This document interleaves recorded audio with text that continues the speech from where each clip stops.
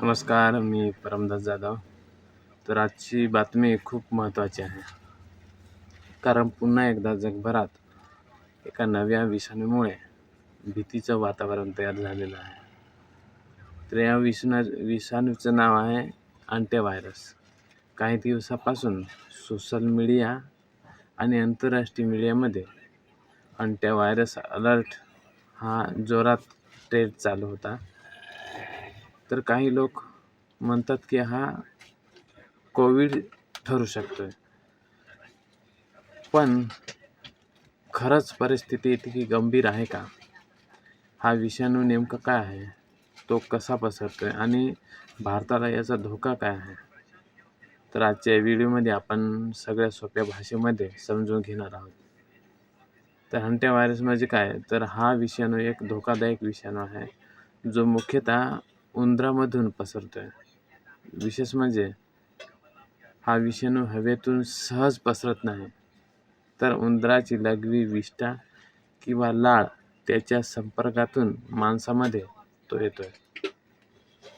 जर एखाद्या ठिकाणी उंदराची घाण साचलेली असेल आणि ती साफ करताना त्यातील जे विषाणू आहेत ते हवेमध्ये मिसळतात आणि नंतर त्या श्वासाद्वारे आपल्या शरीरामध्ये जातात आणि तेव्हा हा रोग होतोय.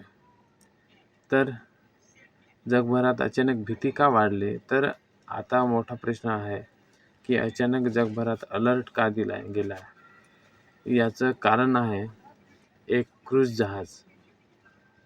दक्षिण अंटार्क्टिकामध्ये फिरणारे एका क्रूझ जहाजमध्ये अनेक प्रवाशांना अँटीव्हायरसची लक्षणे दिसली आणि मिळालेल्या माहितीनुसार अनेक लोक आजारी पडले होते. काहींचा मृत्यूही झाला आणि जहाजावर वेगवेगळ्या देशातील लोक होते आणि त्यामुळे WHO आणि अनेक देशांच्या आरोग्य संस्थेने तातडीचा अलर्ट जारी केलेला आहे. सोशल मीडियावर अनेक चर्चा सुरू आहेत. पुन्हा एक महामारी येणार का? तर WHOने काय सांगितलं आहे की WHO म्हणजे जागतिक आरोग्य संघटनेने स्पष्ट सांगितले आहे की हा कोविडसारखा वेगवान पसरणारा विषाणू नाही.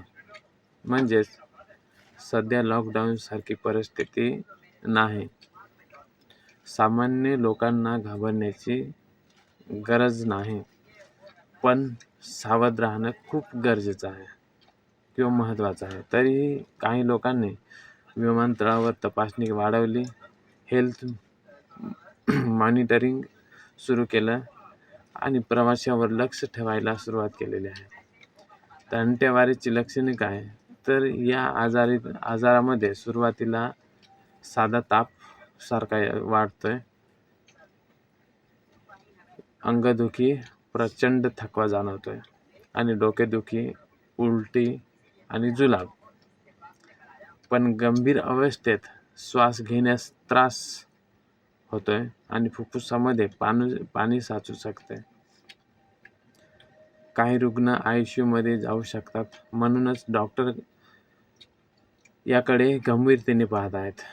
मृत्यूदर किती आहे? तर काही प्रकारच्या अँटीव्हायरसमध्ये मृत्यूदर हा 20% ते 40% पर्यंत जाऊ शकतो.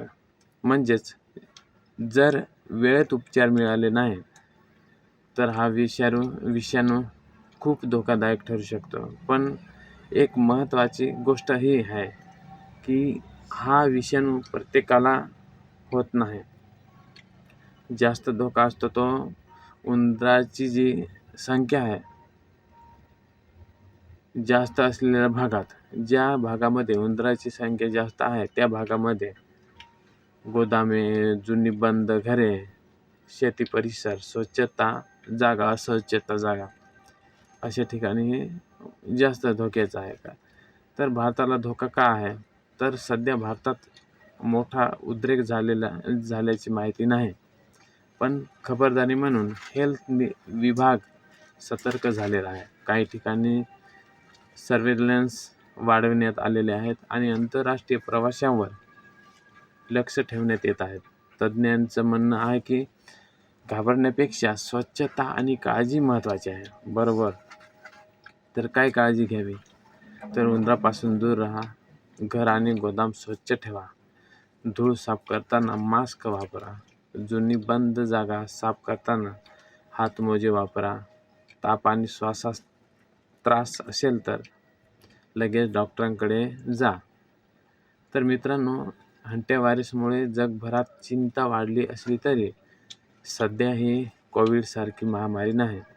पण हा विषाणू धोकादायक आहे आणि त्यामुळे WHO पासून अनेक देश सतर्क झालेले आहेत. आणि म्हणूनच अफवांवर विश्वास ठेवू नका, पण सावध मात्र नक्की राहा. धन्यवाद.